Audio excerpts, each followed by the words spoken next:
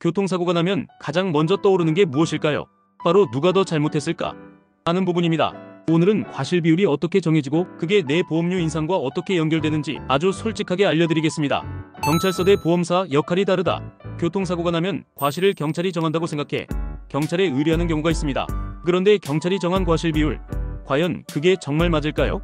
경찰은 형사 책임만을 따져 가해자와 피해자만 정해줄 뿐 과실 비율은 보험사가 정합니다. 즉, 경찰이 당신이 가해자라고 해도 과실 비율이 애매한 경우에는 보험사 판단에 따라 결과가 바뀔 수 있다는 거죠. 과실 싸움 끝까지 가면 보험사끼리 과실 다툼이 붙으면 어떻게 될까요? 결론이 안 나면 분심의로 넘어갑니다. 문제는 과실 조정 절차에 들어가면 결과가 나오기까지 6개월에서 길게는 1년 이상 걸릴 수 있다는 점입니다. 그동안 수리비 지급도 미뤄지고 시간 낭비와 스트레스만 고스란히 떠안게 됩니다. 과실 비율 때문에 차량 수리 지급금이 줄어들어 분심의까지 가는 경우도 있는데요. 이럴 때는 미수선 수리비로 처리하시고 과실 협의 조정과 휴차료 포함 조건을 전제로 대물보상 담당자에게 금액 조정을 요청해 보시길 권합니다. 대물도 결국 합의 과정이기 때문에 조정해주는 경우도 있습니다. 그리고 그 금액으로 아는 공업사에 맡겨 저렴하게 수리하시면 됩니다. 참고로 가피 여부가 명확한 사고라면 과실이 1-20% 차이 나더라도 보험료는 변동되지 않습니다. 따라서 웬만하면 적당히 타협하는 것이 훨씬 현명한 선택입니다. 과실과 보험료 관계, 과실이 1%에서 49%라면 피해자로 분류됩니다. 이 경우 보험료는 사고 건수에 따른 소액의 특별할증만 붙습니다. 반대로 과실이 50% 이상이면 가해자로 분류되어 사고 내용에 따라 등급 변동이 발생하고 특별할증도 추가됩니다. 즉, 과실이 50%든 80%든 100%든 보험료 인상폭은 동일합니다. 따라서 가피가 이미 결정되었다면 과실 비율로 스트레스 받기보다 사고를 신속하게 정리하는 것이 현명합니다. 실전 합의 꿀팁: 7대3 사고로 내가 가해자, 상대방이 피해자인 상황을 가정해 보겠습니다. 상대방이 대인 대물 모두 접수를 요청할 수도 있는데 이럴 때는 내 보험사와 잘 협의해서 상대방 수리비만 100% 보상해주고 대인 접수는 막는 게 현명한 방법일 수 있습니다. 왜냐하면 대물만 접수할 경우 사고 금액에 따라 기본 보험료에서 할증이 안되거나 15% 정도만 할증됩니다. 예를 들어 내가 기본 등급 90%로 연 보험료가 약 274만원이라면 변동이 아예 없거나 많아야 4-50만원 인상 수준에 그칩니다. 하지만 상대방이 대인까지 접수하게 되면 기본 보험료에서 약 30%, 즉 90만원 이상이 오를 수 있습니다. 보험료는 한번 할증되면 3년간 누적 적용되고 그 기간에 사고가 추가로 발생하면 기존 할증에 최소 30% 이상 더 할증됩니다.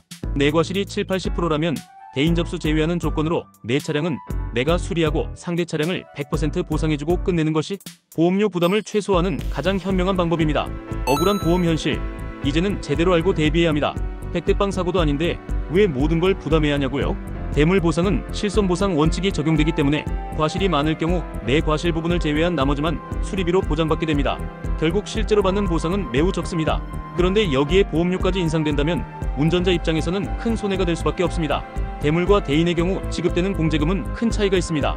대물 보상은 과실상계를 반영한 수리비만 지급되기 때문에 금액이 크지 않은 반면 대인의 경우 통원치료만으로도 치료비가 하루 10만원에 달하는 곳도 많고 입원하게 되면 치료비만으로도 수백만원이 지급되며 여기에 합의금까지 더해지면 보상액은 크게 증가하게 됩니다.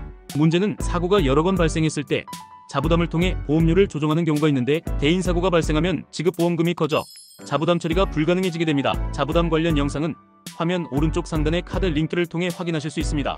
개인 택시 자동차 보험은 기본 보험료 자체가 높기 때문에 한 번 할증이 붙으면 일반 보험보다 상승폭이 훨씬 크고 동일한 사고라도 일반 보험에 비해 몇 배에 달하는 보험료를 부담해야 하는 억울한 상황이 발생하기 쉽습니다.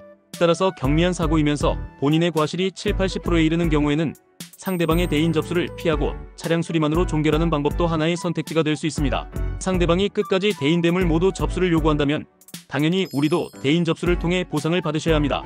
다만 내가 가해자인 경우에는 보상 금액이 크지 않을 수 있으니 병원은 최소한만 다니시고 조기에 합의하는 것도 방법입니다. 몇 년 동안 꾸준히 병원 다닐 자신이 없다면 합의 조건으로 치료비를 합의금에 조금 더 반영해달라고 요청하여 합의금을 최대한 유리하게 확보하는 전략이 좋습니다. 저를 통해 면허를 양수하신 분들은 언제든 전화 주시면 상담해드리겠습니다. 상대방이 장기 치료를 해서 치료비가 많이 나왔다고 억울해할 필요 없습니다. 장기 치료는 본인에게도 휴업손실비 증가와 큰 스트레스로 이어져 결국 손해일 뿐입니다. 게다가 치료비나 합의금이 많이 나온다고 해서 내 보험료가 추가로 오르는 것도 아닙니다. 핵심은 조기에 원만히 협의해서 내 합의금을 최대한 유리하게 받는 것입니다. 대인이든 대물이든 결국은 합의의 문제이며 얼마나 현명하게 마무리하느냐가 더 중요합니다.